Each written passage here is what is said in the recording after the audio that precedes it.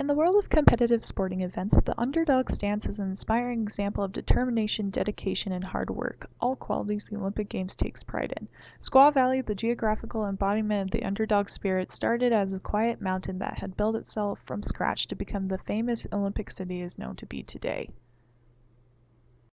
The land of where Squaw Valley has been established today was originally inhabited by the Washoe tribe up until the middle of the 19th century. It was at this time when the first westward pioneers had begun to explore the Sierra Nevada mountains to unexpectedly find only the tribe's women at their settlement. Thus the valley was thereafter named as Squaw. Squaw had been hit with a short-lived mining boom, the Silver Fever, shortly after in 1863 that had attracted Virginia City and California prospectors. After discovering the mines weren't nearly as rich as originally reported, the boom and bustle of the valley remained a seasonal pasture for Basque sheep herding well into the middle of the 20th century. The becomings of Squaw as a ski resort originates to the vision of Wayne Polson, who had seen Squaw's potential during the midst of the 1930s ski fever since childhood. After co-founding UNR ski team and being discharged from the Army as a lieutenant colonel, he partnered with Alec Cushing to invest and build the measly lodge, chairlift, and 2 rope tows that they called a resort. Reno was bidding to host the 1960 Winter Olympics in 1954. Alec Cushing, now president of Squaw, saw this and had seized the opportunity to join the race against several other high capital cities. Ultimately, Reno fell back to second place based on USOC's claim of its immoral culture. Squaw had achieved the winning spot, which was beyond belief to anybody. Not all was final, however. Squaw was still in need for funding to secure the bid, and California just wasn't providing enough in time. It was then that Nevada, with Senator Alan Bible, had decided to turn the other cheek and step in to play a key role in obtaining critical funding. For the exchange of potential economic advantages, the nearby games might have focused upon Reno. Squaw had officially been awarded the 1960 Games. Once the Olympic bid was officially awarded to Squaw Valley, organizers faced the monumental task of planning and building world-class facilities from the ground up in an undeveloped valley. In fact, since no housing facilities for the athletes existed, the organizers had no choice but to make Squaw the first Olympic village built specifically for a Winter Olympics. With 4 short years to build a fully functional Olympic-ready village, Squaw developers had brought in the famous imagination of Walt Disney to become chairman of the pageantry committee for the Games. The skiing world was familiar to Walt, seeing as Mount Disney in the Sierras was named in his honor and that he had unveiled his own man-made mountain where the Matterhorn bobsleds debuted at Disneyland.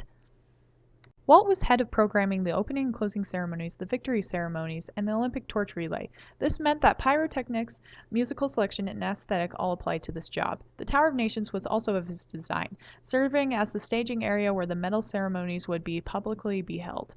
The tower welcomes visitors to the resort to this day. The 1960 Winter Olympics commenced between February 18th through the 28th. Squaw Valley hosted a total of 665 athletes from 30 nations who competed in 27 events. All winter events were accounted for and even added, except for the bobsled event, which had been removed from the Olympic program due to costs, marking the only time in Olympic history this had happened. The ice hockey tournament took place at Blythe Arena within the Squaw Valley Olympic skating rink. The U.S. team entered the rink as the underdogs when compared to teams like Canada and the Soviet team, but had beaten the odds and achieved the gold. This was the first Olympic gold medal in ice hockey for the U.S.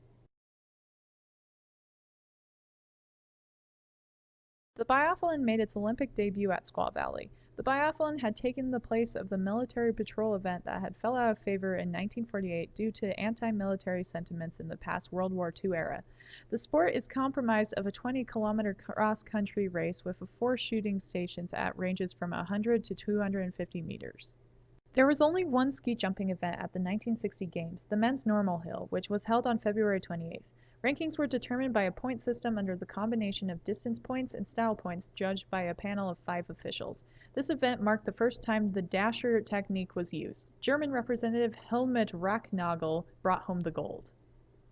The figure skating event was held at Blythe Memorial Arena between the dates of February 19th and 26th.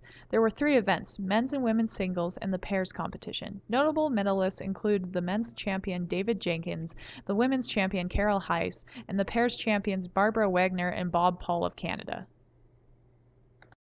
Most of the events for both men and women were held on the Squaw Valley Olympic Skating Rink, which was an outdoor skating rink that featured artificial ice. Because altitude and conditioned ice, the rink was the fastest in the world, as evidenced by Norwegian Knut Johansen's world record in the 10,000-meter event.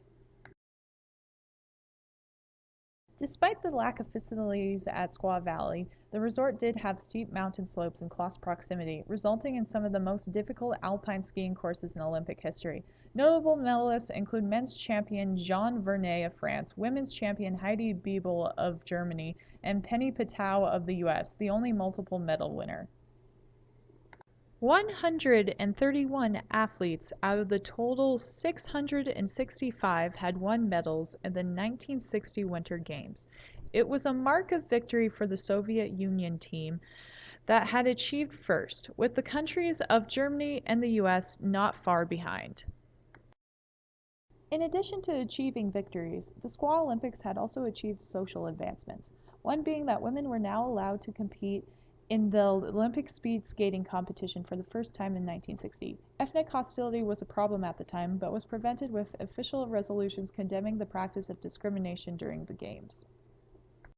The Squaw Olympics had brought about many firsts for the grand scheme of the Olympics.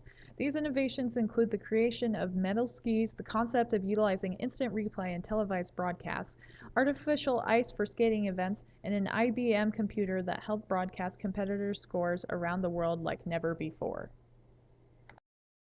In conclusion, the Squaw Valley Winter Olympics was a great success. The little family-run establishment that had a measly investment of $400,000 raced through the ranks to be a monumental Olympic landmark with an investment of over $22 million. Despite all of the critics and naysayers, this previously unknown isolated alpine has certainly set a new gold standard.